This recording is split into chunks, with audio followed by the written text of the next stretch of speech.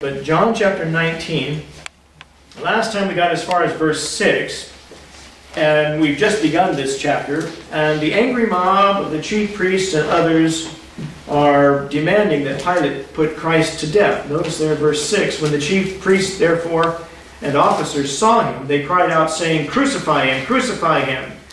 Pilate saith unto them, Take ye him, and crucify him, for I find no fault in him. They had the authority to do it themselves, according to the Mosaic law, for blasphemy, and we looked at some verses along those lines.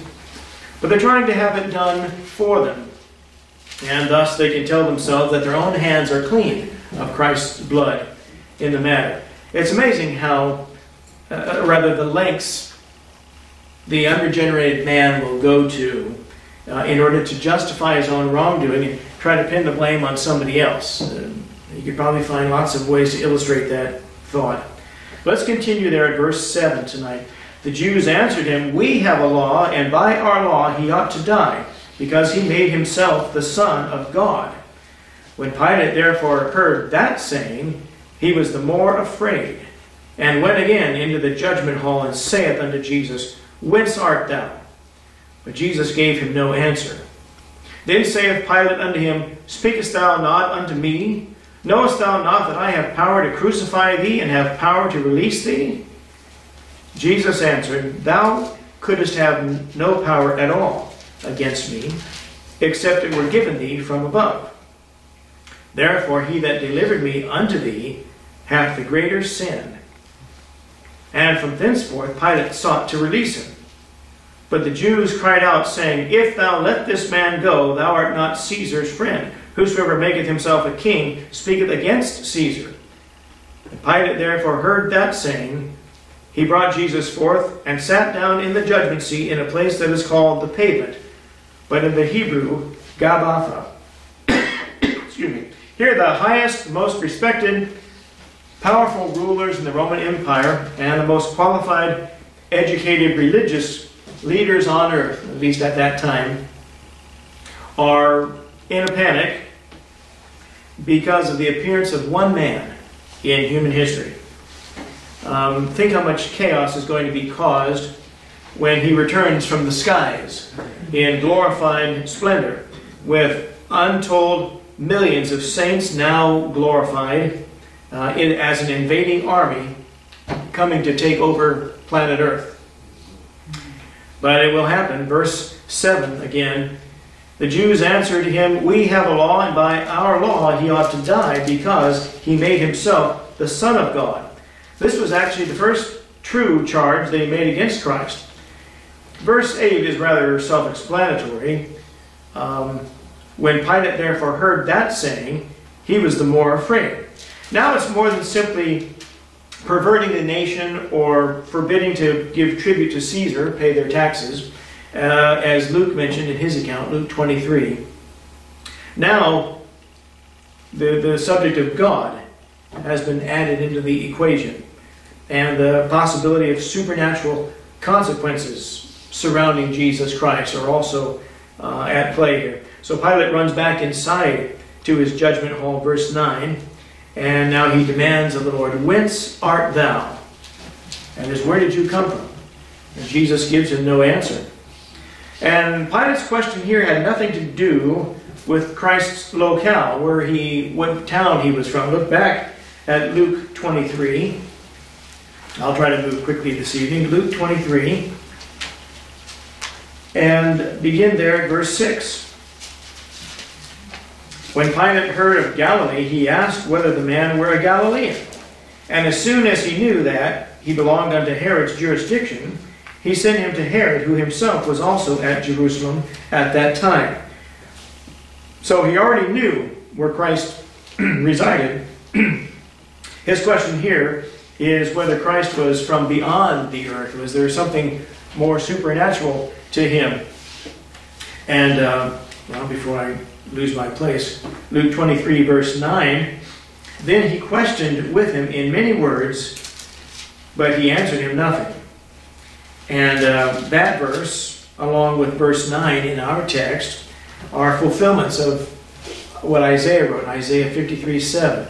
He was oppressed and he was afflicted, yet he opened not his mouth. He is brought as a lamb to the slaughter, and as a sheep before her shearers is dumb, so he openeth not his mouth. And it's this silent treatment that infuriates the governor Pilate. So he yells at Christ. Verse 10 in our text, then saith Pilate unto him, Speakest thou not unto me? Knowest thou not that I have power to crucify thee, and have power to release thee? And, of course, Christ knew all of these things, but he knew a great deal more about real power than Pilate could have ever imagined. Look there at verse 11. Jesus answered, Thou couldst have no power at all against me, except it were given thee from above. Therefore he that delivered me unto thee hath the greater sin. And that's 100% true as far as where his power came from. Look quickly over what Paul says in Romans 13.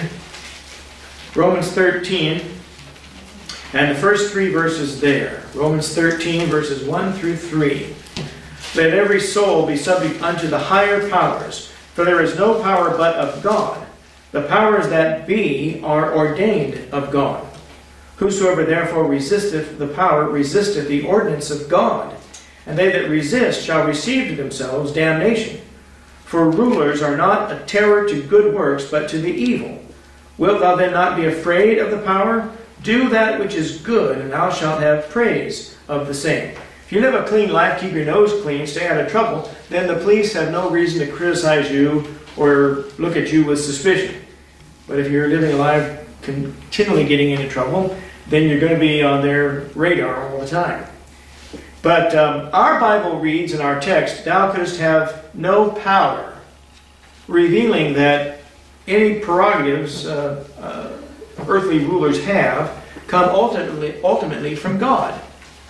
And yet the New American Standard Version and some of the new Bibles like to read, couldst have no authority, which basically limits Pilate's power to judge Christ only to those bestowed on him by Caesar and the Roman government above him. But whatever powers earthly rulers have ultimately come from much higher up.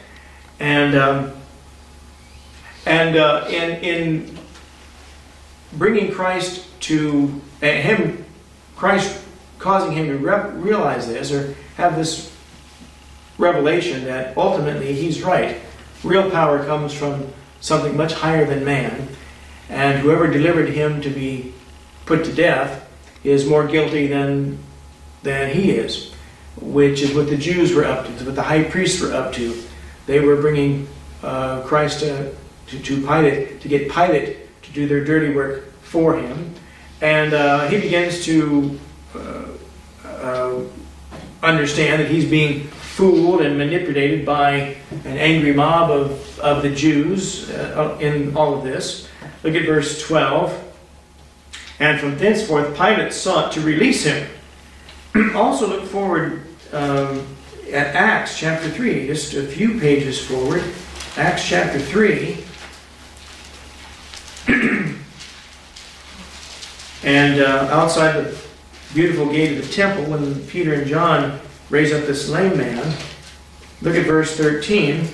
Peter says, The God of Abraham and of Isaac and of Jacob, the God of our fathers, hath glorified his Son Jesus, whom ye delivered up and denied him in the presence of Pilate, when he was determined to let him go. Pilate looked for a way to release Jesus. He saw that he was guilty of nothing that deserved the death penalty. But the angry crowd became very insistent. Finally, they appeal to Pilate's flesh.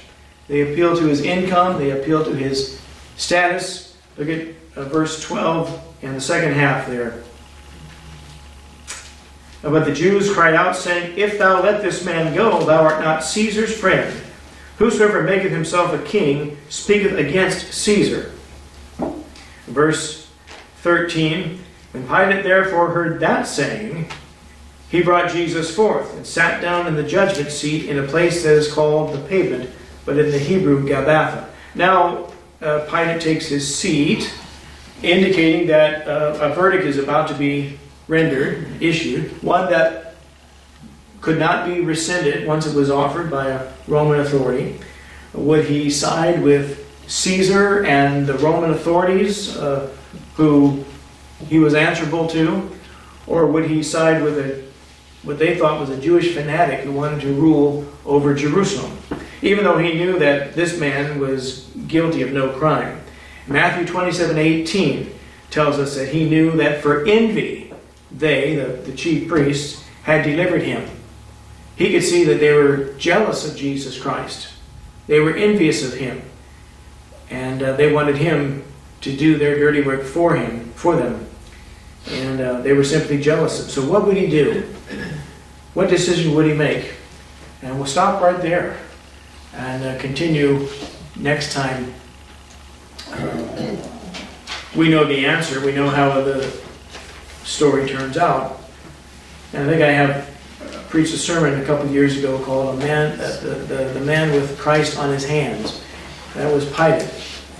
And he told them to go ahead and take Christ and crucify him. Gave authority, or gave the word to his officers, and then rinses his hands in a basin in front of them all as if to say, I'm not participating in it. But of course, he was the main participant. He could have stopped it, but he didn't. Well, let's stop right there.